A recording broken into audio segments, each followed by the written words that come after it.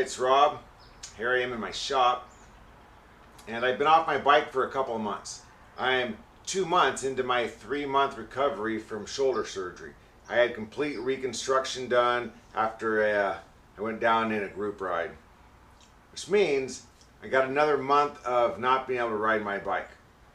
And as you can see outside, it's the dead of winter here in Northern California. It's gonna hit a maximum high of 61 degrees today. And there's a few little high clouds up there, so obviously we're stuck indoors for a while. Whew. So to get us through this long, hard winter, got myself a Elite Suito T Trainer. We're gonna hook this up to Zwift and give it a shot. See if we can get a little indoor fitness going. So let's open this up, take a look at it, and see how we like it.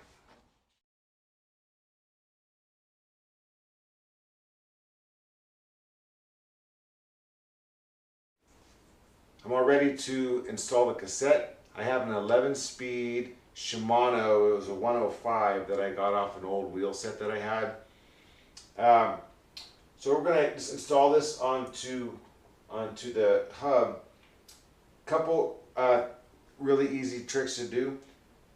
It only goes on one way. The splines has a bigger notch in it, so it will only fit in one way. Once you get it lined up, if you'll notice on a couple of the cogs, there's a number on here on which size each cog is. Well, if you line up all of the numbers on all the different cogs, they'll all go on the exact same way. So once you figure out where the first one goes, then they'll line up just boom, boom, boom. This first one, there's 3 all in one piece. So I notice here's the largest of the slots. Just get it on there, make sure it seats fully. I put just a very light layer of grease on there just so it slides in nice and easy. And then just start putting on each gear.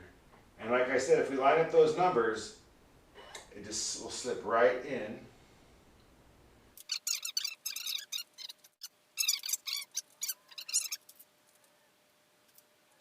Now that we have the cassette installed and I got a couple turns on the lock ring, we want to really tighten it down. So we take our lock ring tool. This is just a little, basically a little driver that has all the notches that line right into the lock ring so you can turn it down. It's recessed in there. There's no way you can get a wrench around it. So we put this guy right in here, line it up with the grooves. You can see that we just get finger tight. If we keep trying to tighten it, it's just going to turn the whole wheel. The tool that you need to have anytime you do this is a chain whip. Just going to put this around the sprocket. Just get a nice good bite on it.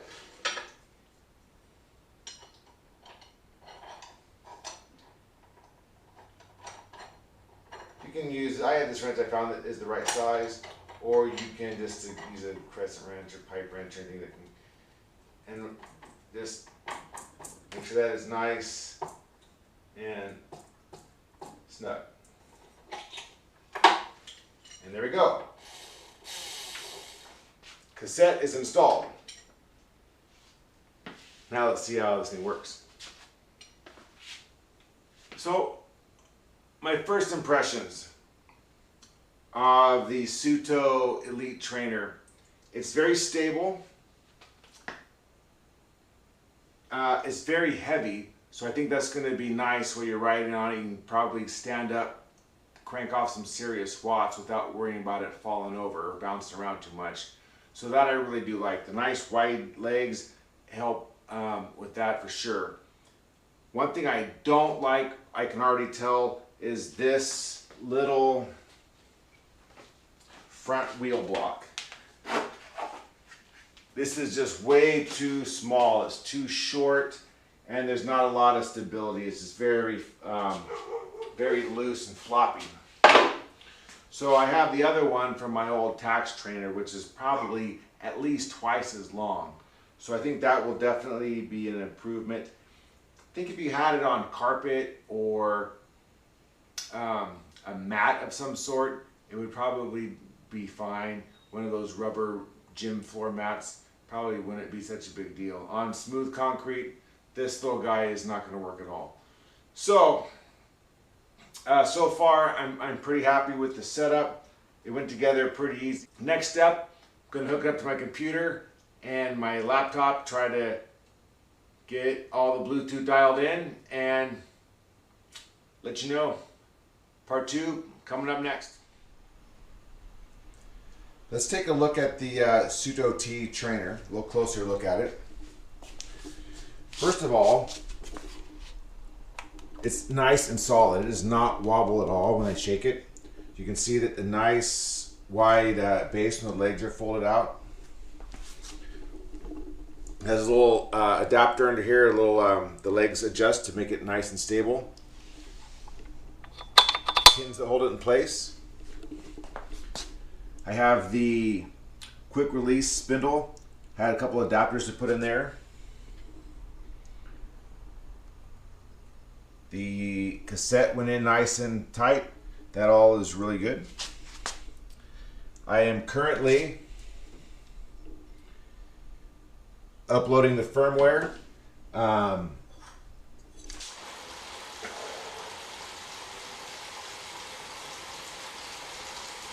Well, I'm about 30 minutes in. Quite a bit of pitches, a lot of ups, a lot of downs. Trainer's going good. One thing I noticed when I stopped pedaling, it's very smooth and it just kind of spins down to a stop. My old wheel-on trainer, it wasn't as smooth. You know, it's a little bit more jerky. Going from a stop, sometimes the wheel would slip on the roller. So this is a lot more smooth, a lot more responsive. So definitely well worth the upgrade on that. Sorry, getting a little hot in here. I had to open some doors, and I gotta shed a layer. This is a lot.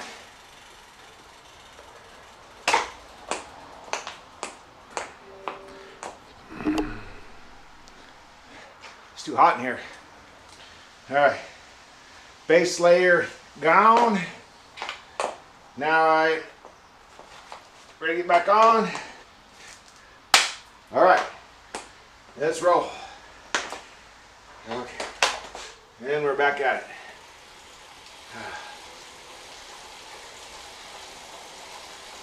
Starting out on a like 3% slope, so it's already got the resistance turned on when I start, and on my old trainer, that would be hard. I had to stand up. The wheel would probably slip a little bit. I even had one of those silicone tires for wheel-on trainers. And it was good. It was all right. This, hands down, 100% better. Just spin it up a little bit, and it's like clockwork, nice and smooth. All right, there it is. I just ripped off an hour, and I'm going to use the term ripped off a little liberally, take a little poetic license with that. Maybe I slugged through an hour, probably be a little more accurate. So, a lot of ups and downs through the course of Watopia, and I just continue to be impressed. It's really smooth. The Elite trainer worked well, very responsive. I put in a couple efforts, about 450 watts. I can only hold that for a few seconds, but you know, it handled it well, and no real lag time. Way better than my old wheel-on trainer. But I know I've said it a couple times, but the only real issue that I found is that little front wheel block being so small. The one I'm using, it's off an old tax trainer.